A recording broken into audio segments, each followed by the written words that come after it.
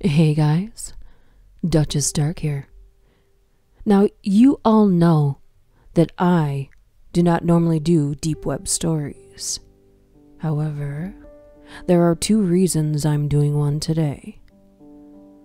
The first reason being that I have dedicated Wednesdays to true stories. So from here on out, that is what you can expect to hear on Wednesdays. Saturdays are dedicated to serial killers and Mondays are creepypastas. However, even on my true story days, I've never read a deep web story. The second reason I am doing this today is because of a special interviewee coming up this Friday. If you're not aware, my friend and I, Margbot, do live streams on her channel, and we get to pick the brains of different narrators and YouTubers. This Friday's special guest is Mr. Deep Web. Now, if you don't know who Mr. Deep Web is, I will leave a link in the description box below, as well as Margbot's channel, so go check them out and get familiar with them and their formats. And make sure you tune in this Friday for a very special stream.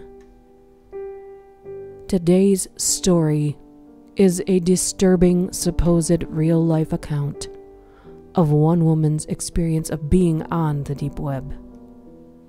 It is graphic, deeply disturbing, and terrifying. Not safe for work. You have been warned. If you are under 18, please do not listen to this. I would say enjoy, but that doesn't seem quite right, so here we go.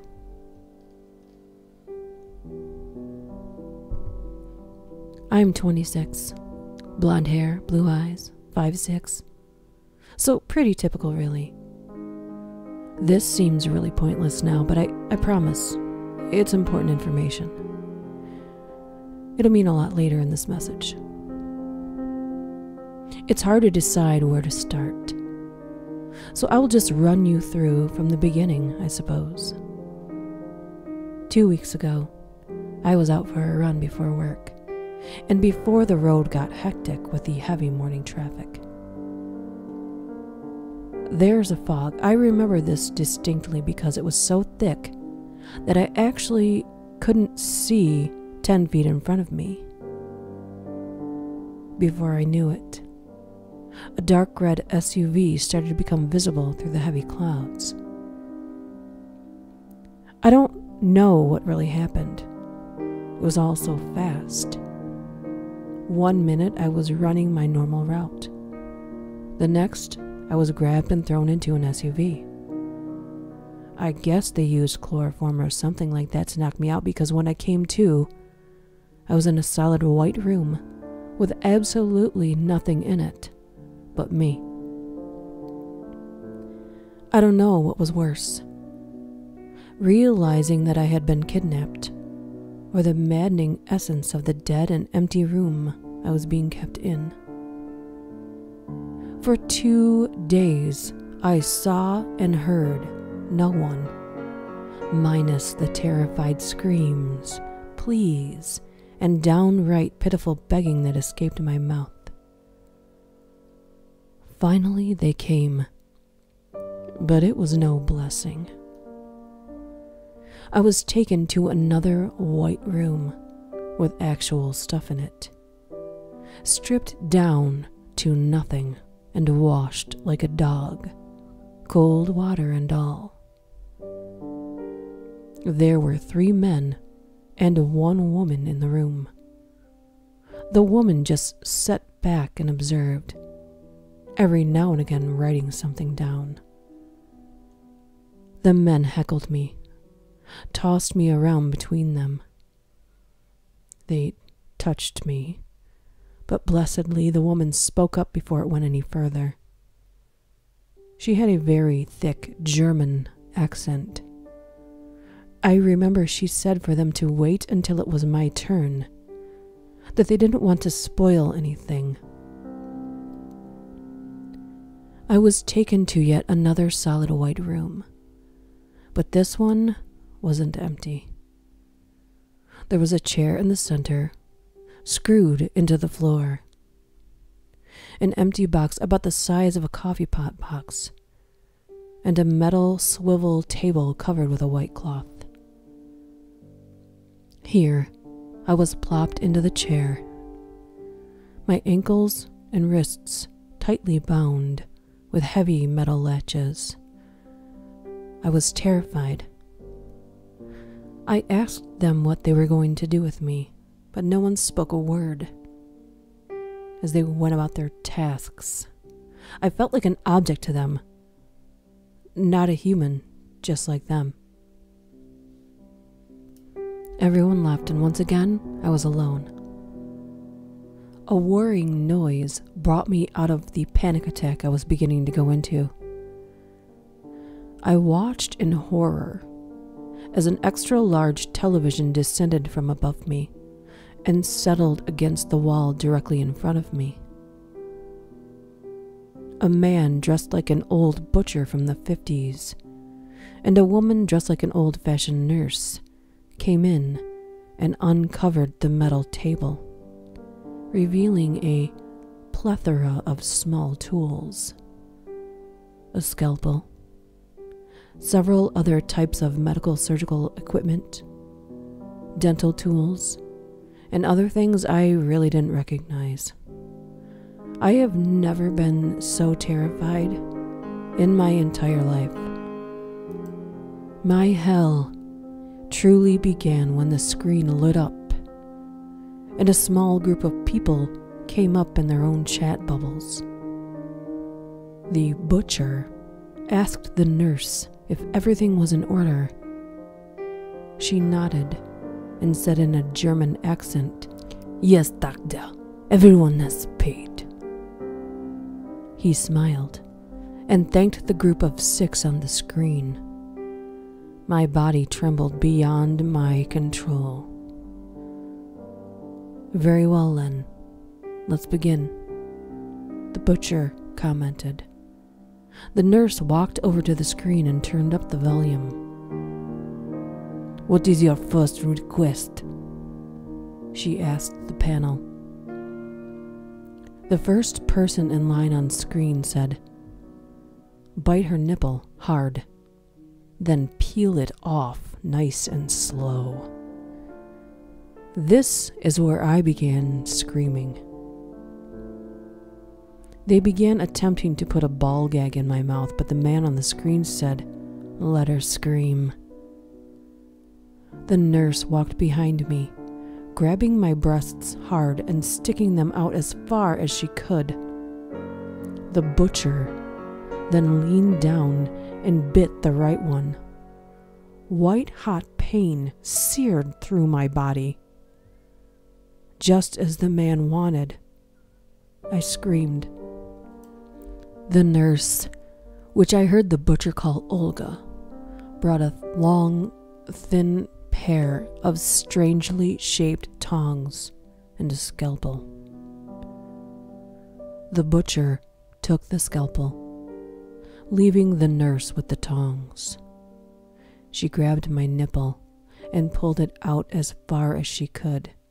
So far, I thought she might rip it off.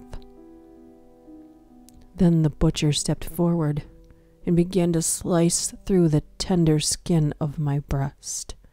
I screamed and screamed, but my captors didn't even react. I tried struggling, but it only made things worse. In a matter of just a few minutes, as the butcher took his sweet time, I was left with no nipple on my right breast. I could feel warm blood leaking down my stomach and pooling underneath me. The nurse and butcher looked expectantly at the screen, awaiting their next order. I stole a glance at the man currently commanding my torture. He was just a normal guy. They all were. Out of the 6 men, only one looked slightly uncomfortable. They wore suits and ties and looked like professionals, each appearing to have just stepped out of the office. I couldn't believe what I was seeing. I'm not sure what I expected, but it wasn't suit and tie wearing office professionals. My heart sank. If these guys were capable of this, then anybody was. Struggling against my restraints, determined not to suffer any longer, I cried out and cursed the men behind that damn television screen. I cursed the butcher and the nurse.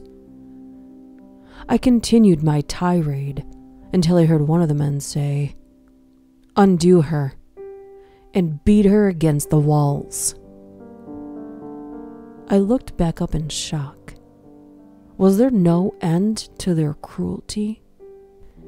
Quickly, the nurse moved the cart of horror of toys out of the room and returned to my side.